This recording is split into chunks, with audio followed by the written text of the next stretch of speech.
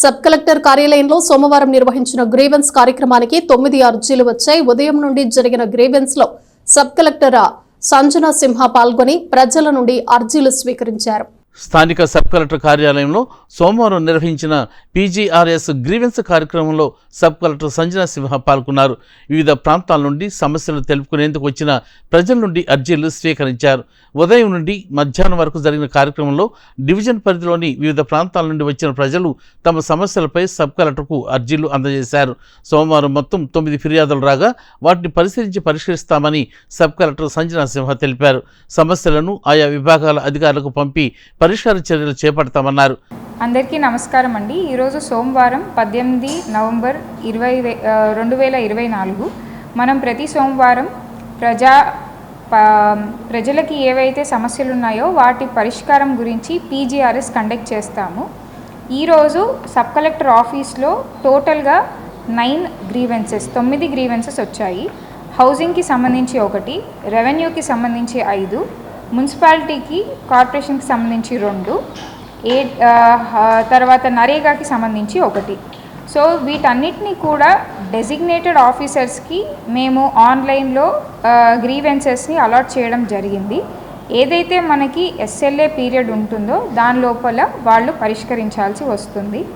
అలాగే ఈ వారం నుంచి కూడా మండల్ లెవెల్లో కూడా పీజీఆర్ఎస్ చాలా స్ట్రిక్ట్గా యాజ్ పర్ రూల్ పొజిషన్ అవ్వాలని చెప్పి లాస్ట్ 2 డేస్గా మేము ఇన్స్ట్రక్షన్స్ ఇచ్చాము.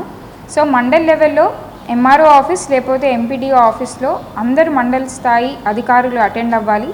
అండ్ అక్కడ ఎన్ని గ్రీవెన్సెస్ అవుతాయో అవి కూడా మానిటర్ చేసి యావరేజ్ నంబర్ ఆఫ్ గ్రీవెన్సెస్ తక్కువ ఉంటే ఎందుకు అక్కడ గ్రీవెన్సెస్ రావట్లేదు, ప్రజలకి కావాల్సిన అవేర్నెస్ అక్కడ లేదా అని కూడా చూసి మానిటర్ చేయడం జరుగుతుంది. అలాగే పీజీఆర్ఎస్ గ్రీవెన్సెస్ని ఎలా రికార్డ్ చేయాలి, వాటిని ఎలా రిజాల్వ్ చేయాలి అని కూడా డిస్ట్రిక్ట్ స్థాయిలో ఈరోజు 4 గంటలకి ట్రైనింగ్ కూడా అందరి సచివాలయం స్టాఫ్కి ఇవ్వడం జరుగుతుంది. సో ఇలాంటి ఎన్నో చర్యలు తీసుకుని గ్రీవెన్సెస్ అన్నిటినీ కూడా ఇంకా చక్కగా క్వాంటిటేటివ్గానే కాకుండా క్వాలిటేటివ్గా అంటే ప్రజలకి ఒక సంతృప్తి కలిగించేందుకు మనం చేయాలని డిస్ట్రిక్ట్ కలెక్టర్ గారి ఆధ్వర్యంలో మ్యామ్ ఆధ్వర్యంలో మేము ఎస్ఓపి లాంటిది రాసుకుని ఈ చర్యలు చేపడుతున్నాము. అట్లాగే రైతు సంఘం జిల్లా ఉపాధ్యక్షుడు ముల్కా శివసామిరెడ్డి రైతాంగ సమస్యలపై సబ్ కలెక్టర్ను కలిసి వినతి పత్రం అందజేశారు. కేంద్ర ప్రభుత్వం నిర్ణయించిన కనీస మద్దతు ధరకు ధాన్యం కొనుగోలు చేసేలా ప్రభుత్వం చర్యలు తీసుకోవాలని ఆయన కోరారు. అదేవిధంగా తహసీల్దార్ కార్యాలయంలో సోమవారం నిర్వహించిన గ్రీవెన్స్ కార్యక్రమానికి 4 అర్జీలు వచ్చాయి. తహసీల్దార్ కేవి గోపాలకృష్ణ పాల్గొని ప్రజల నుండి అర్జీలను స్వీకరించారు. తహసీల్దార్ వారి కార్యాలయంలో జరిగిన ప్రజా సమస్యల పరిష్కార వేదికలో 4 అర్జీలు అందినాయి మాకు. అందులో 1 మ్యూటేషన్ రిలేటెడ్, 1 ఇంటి పట్టా కావాలని, 1 సర్వేకి సంబంధించి, 1 కొలకలూరు విలేజ్లో బీసీ కాలనీలో మేకలు ఇళ్ల స్థలాల మధ్యలో ఉంచారని చెప్పేసి దాని విషయంలో 1 వచ్చింది. ఇది పంచాయతీరాజ్ డిపార్ట్మెంట్కి పంపిస్తాం. మిగతా 3 నేను అటెంప్ట్ చేస్తాను. ఈ 4 కూడా ఏవైతే ఈరోజు అర్జీలు వచ్చాయో మేము దీన్ని సకాలంలో పరిష్కరించే విధంగా కృషి చేస్తాం. నేను ఈ సందర్భంగా మీడియా ద్వారా ప్రజలకు చెప్పదలుచుకుంది ఏంటంటే,